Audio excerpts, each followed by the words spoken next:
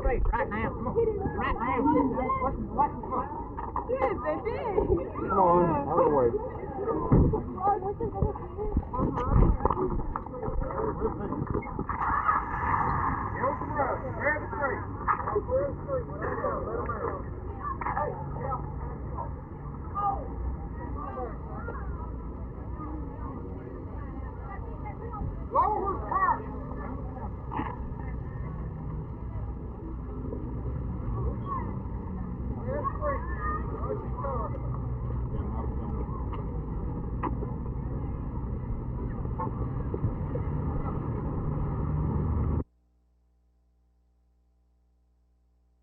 Well, it's been 10 months of hard work, Carl, and of course we're very happy he's on his way to California. That's where he should have been 8 months ago at the very minimum.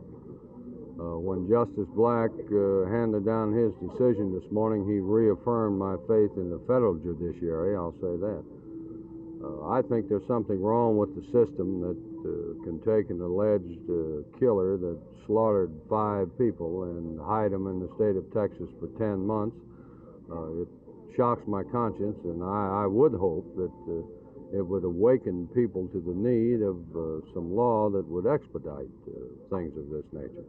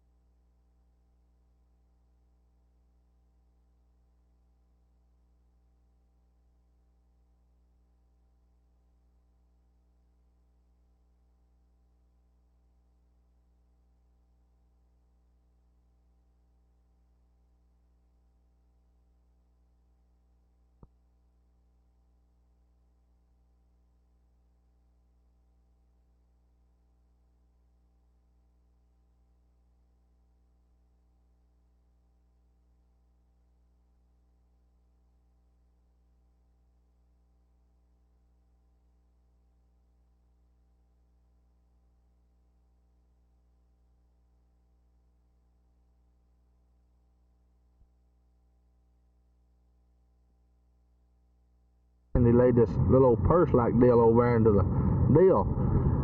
And she pulled it in there, and she waited a couple of seconds, you know, and he stuck his left hand out the door, and he started pointing to her, you know, telling her. I guess he was telling her what to do. Well, he sat there about 3 to 4 minutes, and then she tried to push this drawer out. And every time she'd push it out, she'd pull it back in. She didn't get it out about 2 or 3 inches, and every time she did, he kept reaching for it.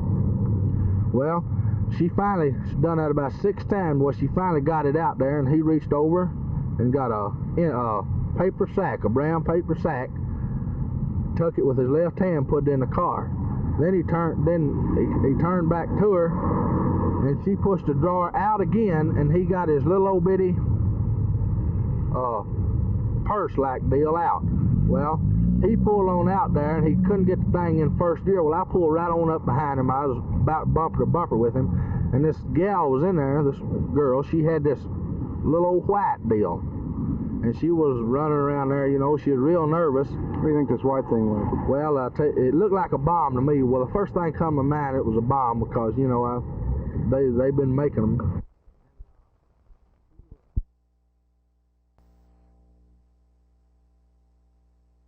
We certainly are not in a position to say we don't care, because we do care. As a matter of fact, we have just allocated funds for an additional resource, which is another distribution warehouse in East Dallas. We've taken on some distribution in an additional county town, 2 county towns within the past couple of months.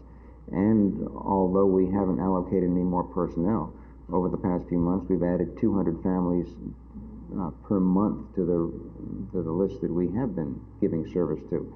So I think that we've been doing our job as well as we can. I will admit, and the discussions with Mr. Coker reveal that there have been some employees who have not taken their job as seriously as they might. And of course, this is a supervisory problem, the problem that we have to correct. And almost any organization has that problem from time to time.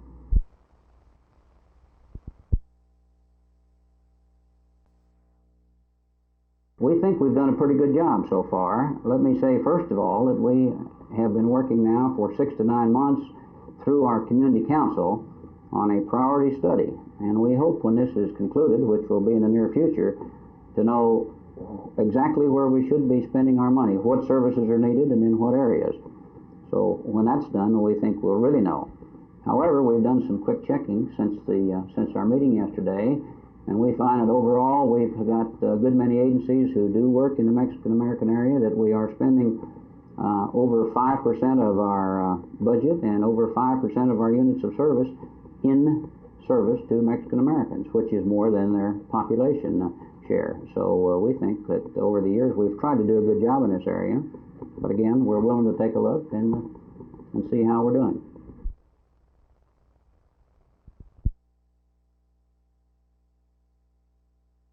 Well, the president has talked about everything except the things that are really troubling the country.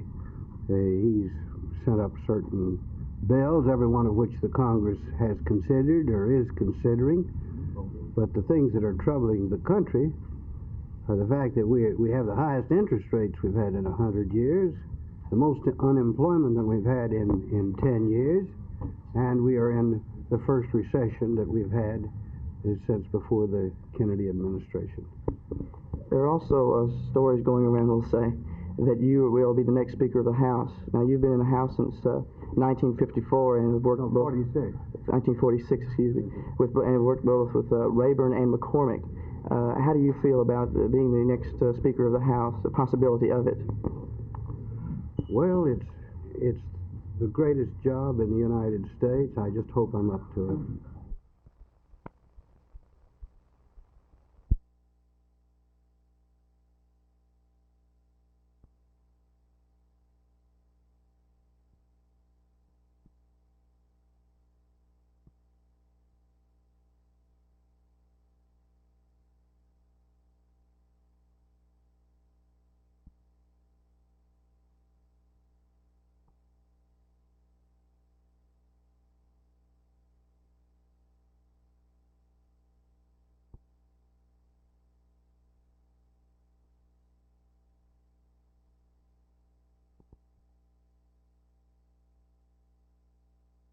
Eddie, you logged quite a bit of playing time last year, didn't you? Yes, sir. At the first of the season, except for the last 2 games, that is, I played probably most of the last half on a lot of the games. Of course, the closest like OU and Notre Dame and Arkansas, I didn't get to play very much at it. Not at all. Coach Royal says all you need to do is get in there and win a couple of games for him, and you're on your way. How do you feel about that? Well, I'll be satisfied if we win this first game, get that under our belts, then I think we'll be ready to go. How would you rate this team with last year's at this stage of practice? Well, one thing about our team this year, we have a lot of experience and a lot of seniors on our team, and I think everybody knows what they're doing. It's just if we do it. In your years at Texas, what one thing would you say that Coach Royal has taught you more than anything else in relation to football? Well, he's always wanted to have us play our games one by one, and not look forward to other teams to play. And I think what he likes us not to do is, try to eliminate the mistakes and don't let the opponents take advantage of our mistakes.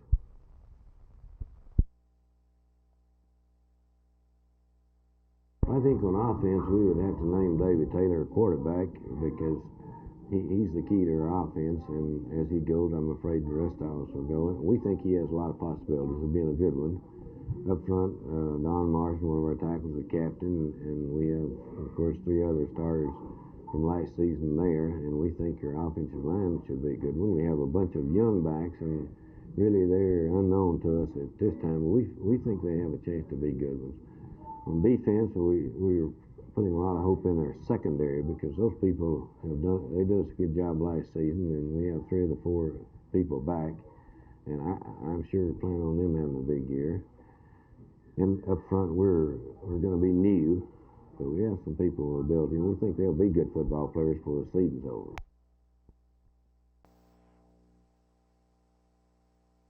We have lots of young boys, of course, but they should help us out quite a bit, especially first two games, they'll develop enough experience to really come top-notch for us. You feel if you get past your first 2, then you'll have a nucleus for a good season? Oh, man, we really will. After this UTA game is going to be something else. It's going to be quite a game, and I think a lot of these sophomores ought to really get lots of experience in this game, and that's going to carry them through all the way through the season. In adjusting to running back, do you have to kind of look out of the corner of your eye, or is it more concentrated effort in playing that position as opposed to yours of last year? No, sir, I don't believe it. There's a lot more to it. I mean, you've got, like I say, you've got something to do every play, whereas it's split in, you don't. Well, you've got something to do when you're playing football every play. I don't care where you are on the field. But you're right there in the middle of it when you're in the backfield, and a lot depends on what you do or things like this, blocking as well as running the ball and catching. Bill Burnett classifies himself as a slashing runner, a reckless runner, excuse me, and he says he knows how to get hit. I mean, he can take the tackle. What's your experience along these lines? Well, Bill does a real good job running inside as well as outside, and actually I've never played in a game at running back. A game, I mean, where it's really going full speed. So I don't know how I'll do running inside. And as far as slashing, we'll have to see. He'll come the 12th, I think.